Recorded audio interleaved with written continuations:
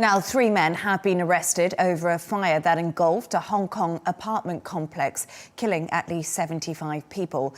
Police are charging the men with manslaughter, alleging their construction company was responsible for triggering the blaze in the city's Tai Po district. Patrick Fok is in Hong Kong.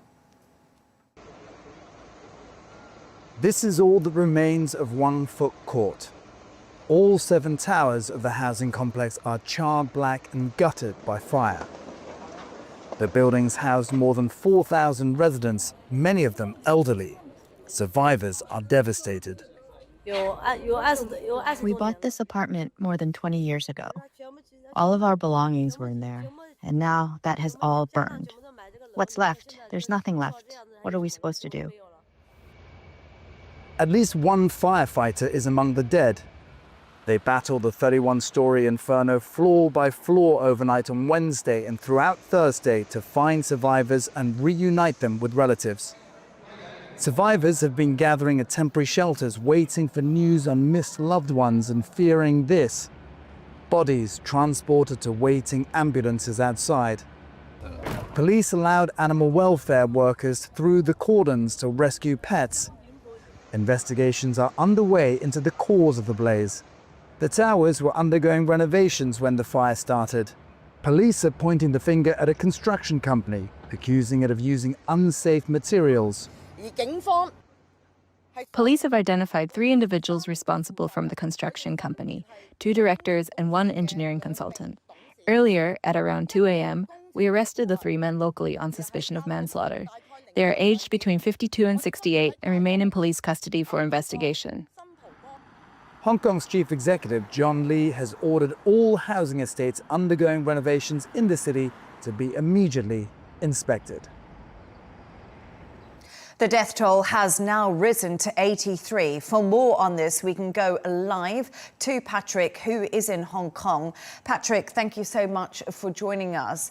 First of all, officials say the fire is now under control, but it has been an absolutely devastating 24 hours for people living in the residential blocks. What is the latest?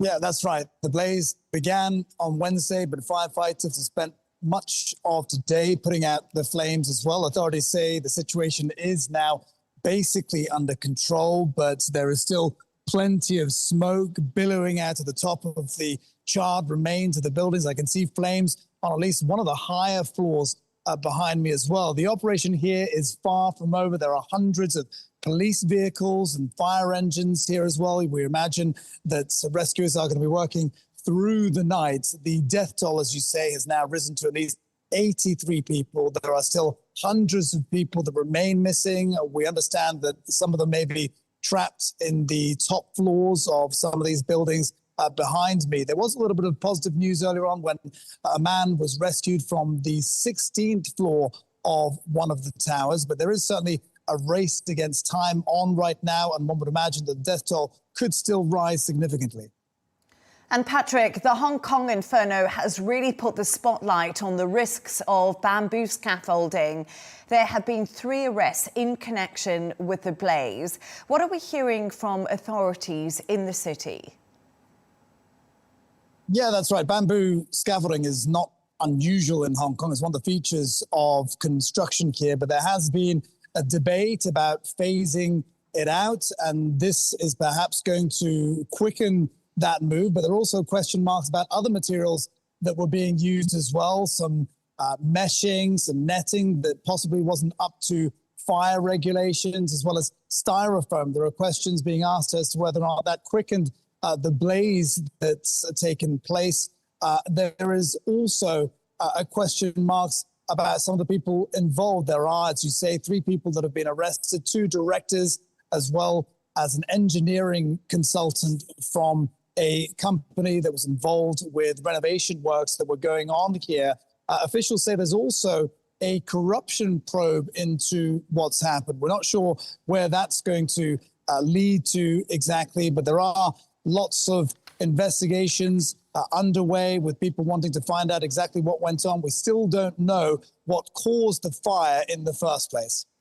As residents wait for news of family members and where they will live in the coming days, as we can see, you are at the scene, Patrick, yourself. Could you just give us a bit of a feeling of the mood there and what support people are being given?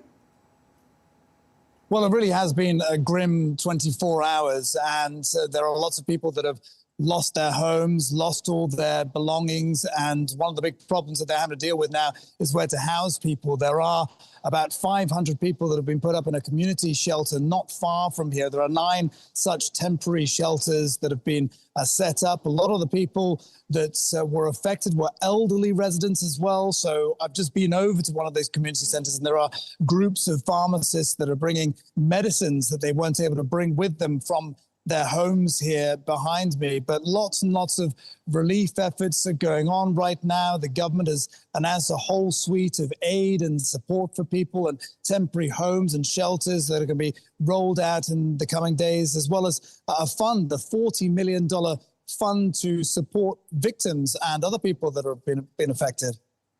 And, you know, like you said, you just visited some people there. What is the feeling in Hong Kong? Because this is the first blaze we've seen like this in decades. Are people really shocked by what's happened? Yeah, I think people are. There are people that are really questioning how exactly something like this could have happened, because Hong Kong does, in fact, have pretty strict standards when it comes to fire regulations. One of the things that's being brought to people's attentions as well is the fact that there were actually lots of inspections that have taken place regarding the renovation works that have been going on here. The renovations began in the middle of last year, and given the fact that there had been lots of inspections, one will be asking the question as to why exactly none of the problems had been rectified. So that is something that the government perhaps has to answer, but no doubt they will be looking to see who is responsible for all of it. And Hong Kong has halted all election campaigning. Does this blaze pose a test for China's grip on the city? Well, you talked a little bit about the mood. I think there just isn't any mood for any sort of election campaigning or electioneering right now. And indeed, the government may very well put the elections next week off altogether. It's difficult to say whether or not this affects China's grip. This is, of course, the second Patriots-only Legislative Council elections that were taking place in Hong Kong. There is very little of the democratic movement in Hong Kong left now. But certainly this is a test. One of the problems that authorities have been facing is voter turnout. They were worried that not enough people were going to be turning out for an election, which is essentially, going to go the establishment's way exactly as they wanted. So perhaps by putting it off, this test will perhaps determine whether or not more voters come out in the future. Patrick Fok, thank you so much for your time.